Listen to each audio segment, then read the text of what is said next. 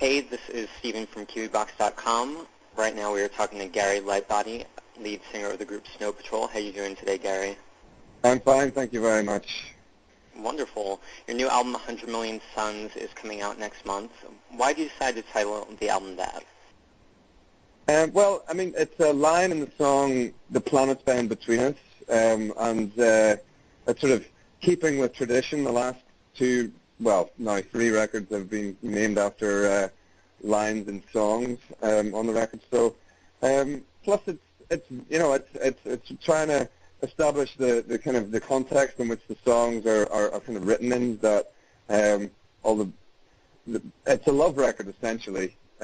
Finally, I've written about 4 albums now where it's mostly about me breaking up with someone. This is finally me being in love with someone, and it's sort of set in the context of the wider world and universe. And 100 Million Suns is the playground that the whole record is in. Yeah, I listened to the album today, and the lyrics are all really personal, clearly inspired by a positive relationship instead of a negative relationship or the feelings that may come with it. Is this all stemming from a recent relationship you've had, or is it something from the past that you're just reflecting on? Well, it's from the past. It's fairly recent. I kind of got fed up with myself of concentrating too much on the way things when they go awry, when they fuck up. You know, I just wanted to focus completely on all the things that went right for once. But there's still a lot of darkness in the record, and that kind of comes from, as I say, the setting, the context, the world at large, maybe being a little terrifying. But it's beautiful too. I hope that comes across. Yeah, being that it's more optimistic, I guess, about love this time around, do you think fans might miss more of the pessimistic shade of the lyrics that were on your previous records? They want me to be miserable? Oh dear, I hope not. No, I think that I mean, as I say, I mean, I think there's enough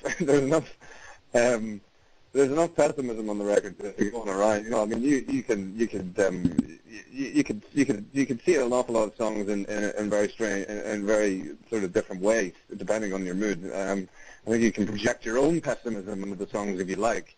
I'd rather people felt, you know, kind of buoyed by the record. That they felt kind of inspired by it, and they felt that it was having a positive effect on their lives. I think I've probably focused for too long now on negative, and hopefully they'll be as in need of a change as I was. Yeah, definitely. So the single is Take Back the City. I was listening to it again today, and it got me thinking, what was the city that you had in mind when you were writing the lyrics for that one? It's Belfast in Northern Ireland, and it's a city I went to school in. It's a city I grew up very near Belfast. I'm from a little town down the road called Bangor, and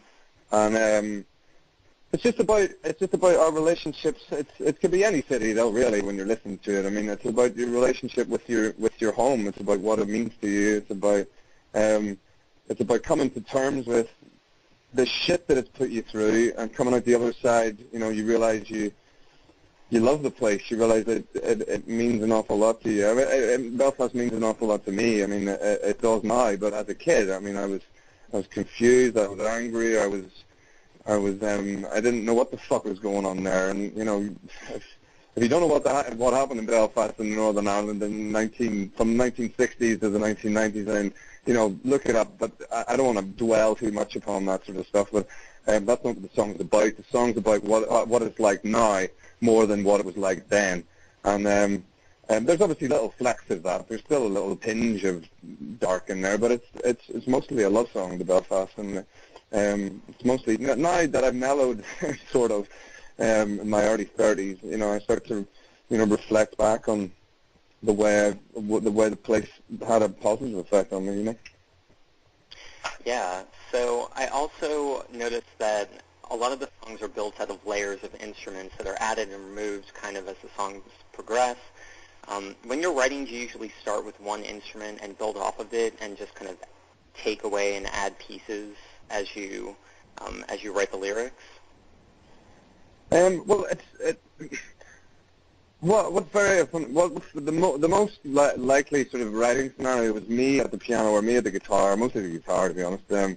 I'm a very, very poor piano player, but so, to Crack the Shutters I wrote at the piano, and that's the second track on the record, and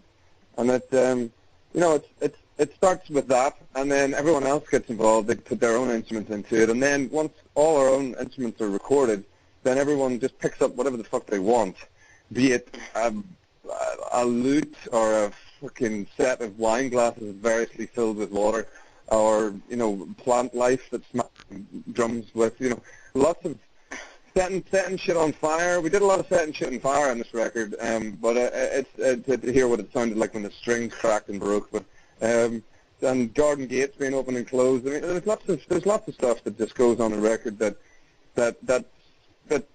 just from noises and things that from around us that sound musical when they put it in context of music, but on their own they really don't. And we're trying to build up strange atmospheres, I guess. Yeah, a song on the album that kind of goes off of what you were just saying is Lightning Strikes, which is the closing track on the album. It's a 3-movement song, quite epic, actually. How did you assemble that song or go into writing it? Well, I mean, it was written in 3 parts, obviously, because if you get it on your CD player or your MP3 player, or whatever, it'll say 16 minutes long, but it's not a 16-minute long sort of song that sort of lives and breathes as a song and by itself. As you say, it's 3 movements, and it was written as such. It's just that the lyrics and the music and they just marry together. They belong together perfectly, and they didn't want to be separated, and I don't want to separate them. I mean, I'm not going to tell them that they can't live together.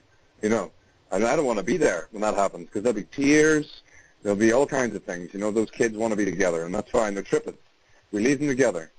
All is good, and all is well with the world. I guess final question about the album is, your last album featured the hit Chasing Cars. It was one of the biggest singles that you guys have put out to date. Did you feel any pressure to write an even bigger hit, or did you just not even keep that in mind as you went into recording it? No, it's we were working to the theory that we don't want to repeat ourselves. It would be that easy. Well, it's not that easy to write another Chasing Cars. If it was easy, everyone would do it. But I mean, it was kind of a fluke, Chasing Cars, in many ways. It was like, it wasn't really. We didn't think it was going to be as big as it was, for starters. But certainly now that we've done it, we didn't want this album to be like just us, resorting to making another one.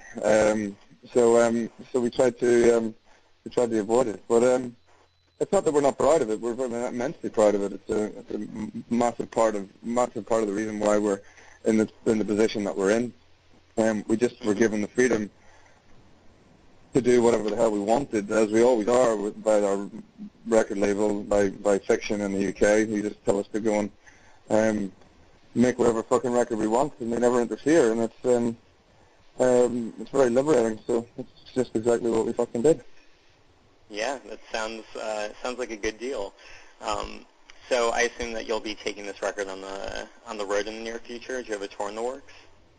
Yeah, maybe a few shows in the States before the end of the year, but the longer tour will be the most extensive tour will be next year. Wonderful. Well, Gary, thanks again for taking the time out to talk to me. I really appreciate it. Not at all. Thank you very much. Take care, okay? All right, Yeah. you too. Bye-bye. All right, bye-bye.